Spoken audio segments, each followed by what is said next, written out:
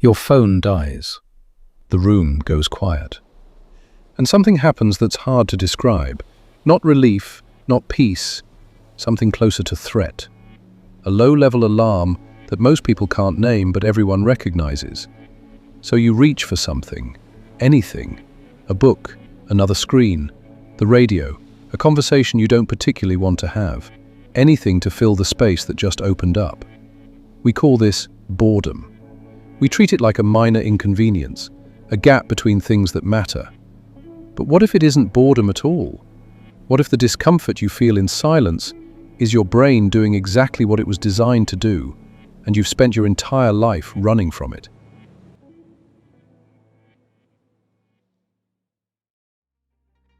Here's the argument most people make. The phone is the problem. Social media is the disease. If we could just put the screens down, we'd be fine. Present, grounded, at peace with ourselves. It's a reasonable argument, and it's wrong. Not because screens aren't genuinely distorting, they are, but because they didn't create the problem they're solving. The silence was unbearable before the phone existed, before television, before radio, before the printing press. The scroll didn't give us something to run from, it gave us somewhere to run to. The fear came first, the distraction came second. And if you took away every screen tomorrow, the fear would still be there. It would just find something else to hide behind. Gambling, gossip, hunting, work, religion, war. We know this because a man said it in 1654, before any of those modern distractions existed. He said it so precisely that reading him now feels less like history and more like being caught. His name was Blaise Pascal, and he had already diagnosed us.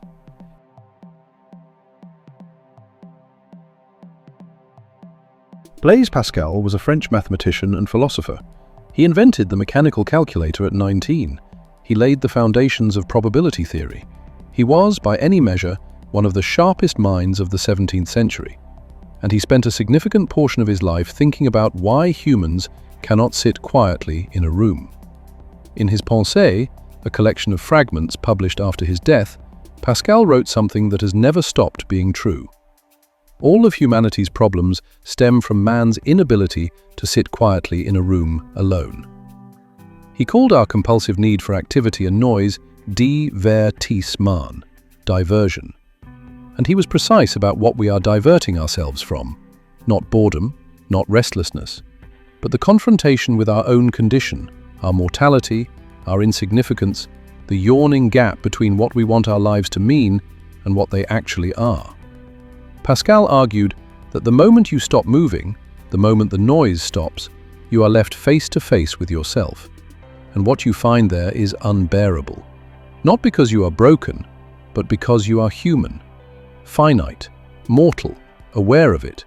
So we hunt, we gamble, we gossip, we build empires and start wars.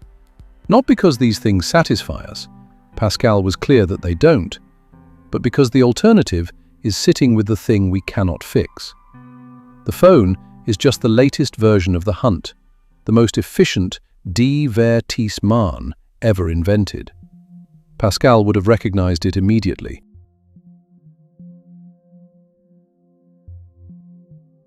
Pascal told you what you're running from. 300 years later, Martin Heidegger told you what it feels like when you stop. Heidegger called it Angst.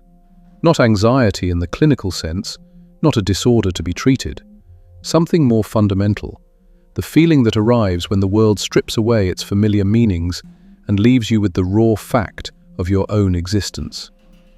In ordinary life, Heidegger argued, we are absorbed in what he called the they self, the anonymous social world of tasks, roles, expectations. You are a worker, a parent, a friend. You have things to do. The world has a structure, and you have a place in it. But in moments of genuine stillness, when the busyness stops and the roles fall away, something uncanny happens. The world loses its grip. Things that felt meaningful a moment ago suddenly feel arbitrary, and you are left with a question you didn't ask and can't answer. What is this, actually? What am I, actually? That vertigo is angst, and Heidegger thought it was the most important experience available to a human being. Not because it feels good, but because it's the only moment when you're not hiding. Most people spend their lives engineering its absence, building schedules so dense, social lives so full, phones so loaded with stimulation, that the angst never quite gets a foothold. It works, until it doesn't.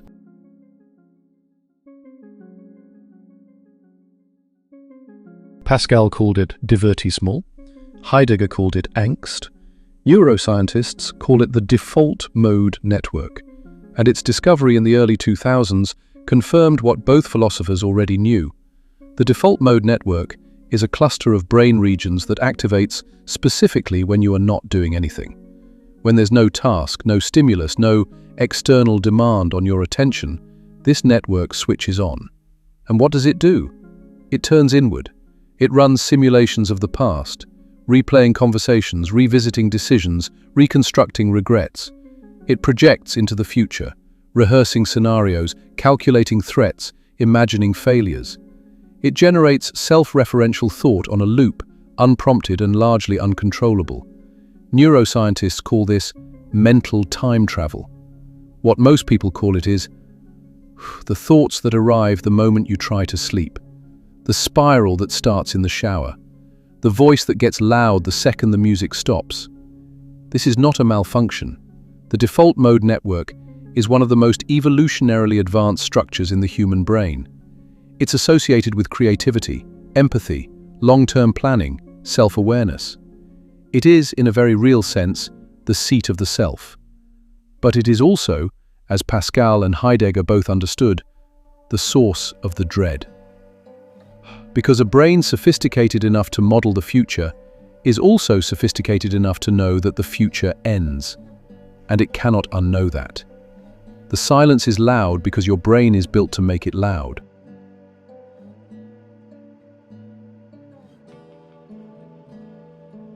So here is what's actually happening when the room goes quiet and you reach for your phone. You're not lazy. You're not weak. You're not addicted to dopamine in some simple pharmacological sense.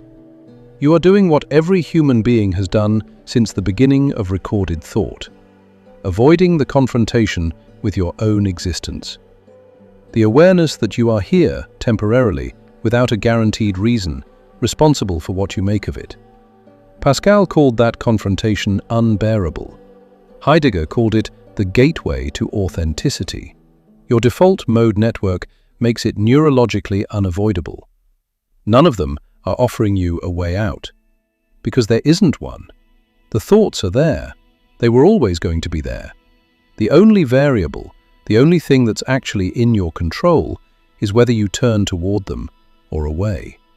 And most people, most of the time, turn away. Not because they're cowards, because it's hard. Because the default mode network doesn't ask gently.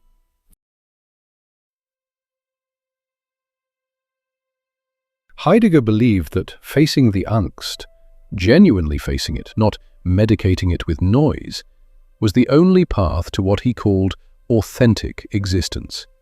A life that is actually yours, chosen consciously, rather than inherited from the anonymous they. That sounds like a solution. It isn't quite. Because the default mode network doesn't turn off after one honest confrontation. The angst doesn't resolve. Pascal's silence doesn't become comfortable just because you've named what's in it. What changes is smaller than that, and more important. You stop being surprised by it. You stop mistaking the discomfort for a signal that something is wrong. You start to recognize it for what it is, your brain doing its most human thing, asking the questions that don't have answers, sitting with the weight of being alive and aware of it. The room is still quiet. The phone is still dead. The only difference is, this time, you don't reach for anything.